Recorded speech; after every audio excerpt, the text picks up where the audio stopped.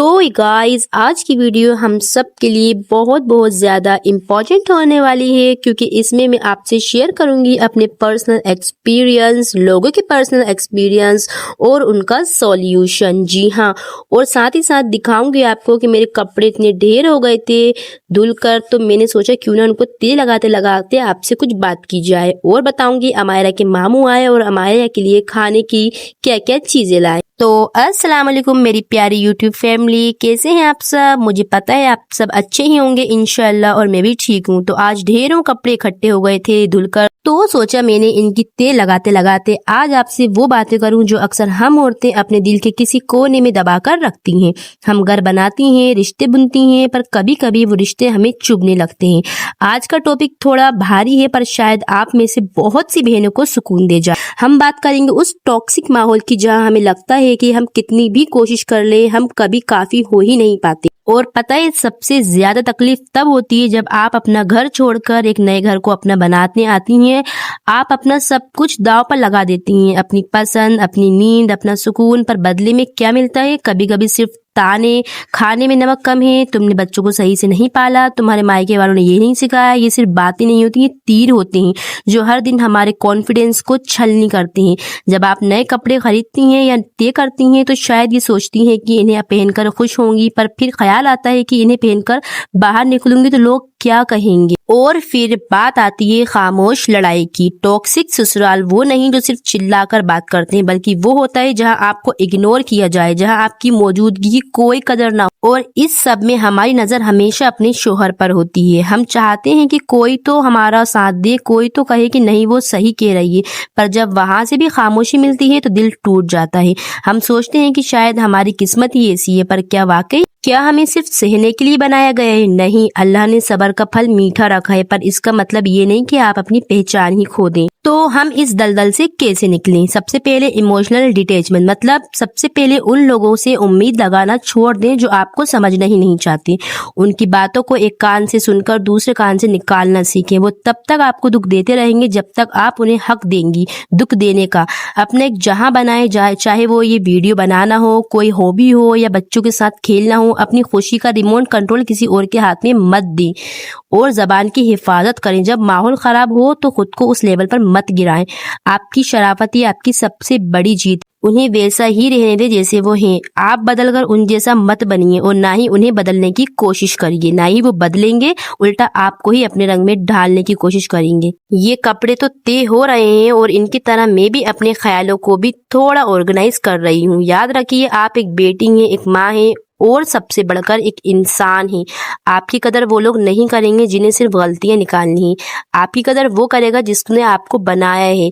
अगर आप भी इस वक्त किसी मुश्किल दौर से गुजर रही हैं तो नीचे आमीन लिखें, या आप अपना दिल भी हल्का कर सकती हैं कमेंट्स में। मैं हर कमेंट्स पढ़ती हूँ और उनका रिप्लाई भी करती हूँ। आज मैंने ढेरों कपड़े धोए हैं और इन्हें देखकर लग रहा है जैसे जिंदगी भी इन बिखरे हुए कपड़ों की तरह है। कभी कभी लगता है सब कुछ समेट लिया और अगले ही पल सब बिखर जाता है।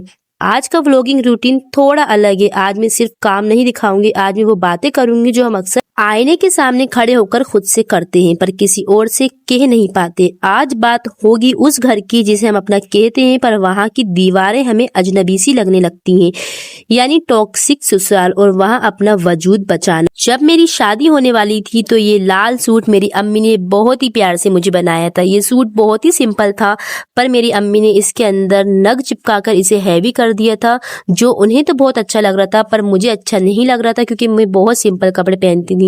पर अम्मी ने मुझसे कहा था कि बेटा ये कपड़े पहनना, क्योंकि नई नई जब शादी होती है तो ये हेवी कपड़े ही बहुत अच्छे लगते हैं दुल्हनों पर, और नई नवेली दुल्हनों को ऐसे ही कपड़े पहनना चाहिए। इस दिन से मुझे वो दिन याद आ गया। याद है वो दिन जब हम दुल्हन बनकर आते हैं, कितने अरमान होते हैं कि मेरा नया परिवार होगा, ये माँ बाप जैसे होंगे। हम अपनी हर पसंद पीछे छोड़ आते हैं, अपना पहनावे से लेकर अपने बोलने का अंदाज तक। लेकिन तकलीफ तब शुरू होती है जब आप रियलाइज करती हैं कि आप चाहे कितना भी परफेक्ट बनने की कोशिश करें, किसी न किसी के पास हमेशा एक शिकायत तैयार रहती है। कभी आपका खाना नमक मिर्च के तराजू में तोला जाता है तो कभी आपकी खामोशी को अकड़ का नाम दे दिया जाता है।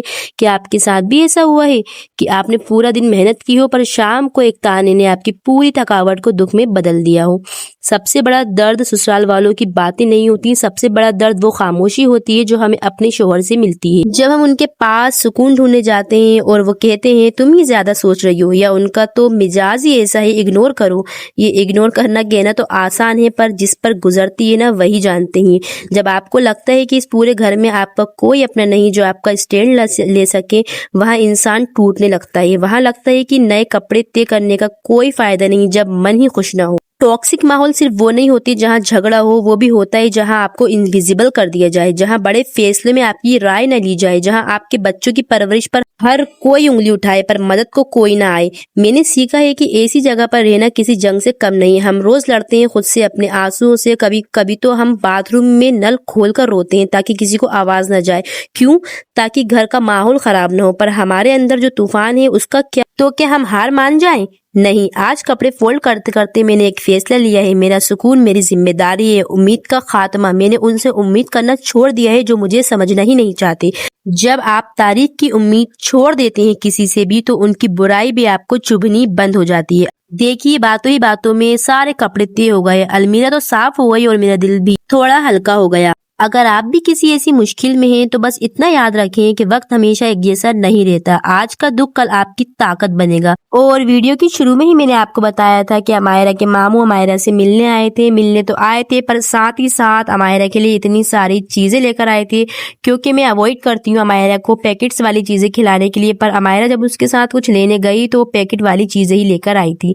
पर मेरे भाई को एक बात याद थी कि मैं उसे पैकेट वाली चीजें नहीं खिलाऊंगी, पर उसको अमायरा पे तरस आ गया था, क्योंकि ऐसी चीजें ज्यादा खाती नहीं है। तो उसने सोचा कभी कभी तो अब यार खाने दिया करो उसको, ऐसी पैकेट्स वाली चीजें हर रोज थोड़ी खिला रहा है।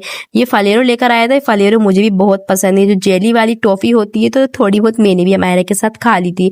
और जो डोनट था वो भी ठीक ही था, क्योंकि उसके अंदर चॉकलेट थी, जो कि मुझे बहुत ही पसंद है चॉकलेट। और ये जो डोनट लेकर आया था ये भी चॉकलेट वाला ही डोनट था, जो कि मुझे बहुत अच्छा लग रहा था। अमायरा से लेकर मैंने अमायरा से ज्यादा ये डोनट खाया। बाकी चीजें अमायरा को दे दी थी मैंने, पर ये टेस्ट में भी बहुत अच्छा लग रहा था। ऊपर के साथ साथ इसके अंदर भी बहुत सारी चॉकलेट भरी हुई थी। क्योंकि मैं चॉकलेट लवर हूँ तो इसलिए मुझे ये बहुत ज्यादा अच्छा लगा था। चलिए, आज के लिए बस इतना ही। आई होप आपको मेरा ये व्लॉग बहुत पसंद आया होगा और आपका दिल भी थोड़ा हल्का फील कर रहा होगा। मिलते हैं अब नेक्स्ट व्लॉग में, तब तक के लिए बाय बाय। और अगर आप लोग मेरे चैनल पे नए हो तो प्लीज मेरी वीडियो को लाइक करना, चैनल को सब्सक्राइब करना मत भूलिएगा।